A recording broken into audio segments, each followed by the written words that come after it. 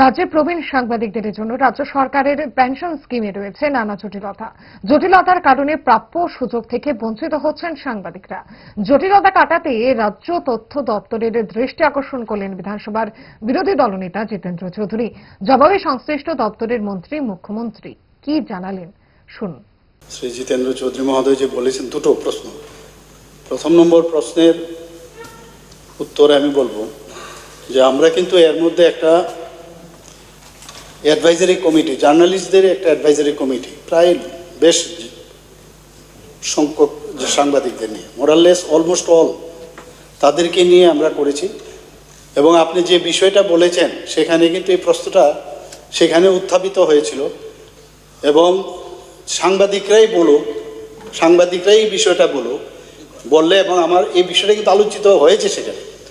তো ওরা যখন বলবে আমাদের তো কোনো আপত্তি থাকার দরকার নেই। কোন রকমে নাকে মুখে গুছে সারাদিনের জন্য বেরিয়ে পড়া, অম্বলের আর দোষ কি? তাই তারা 5 দশক ধরে গ্যাস, অম্বল ও পেটের সমস্যা একমাত্র সমাধান গ্যাস নল।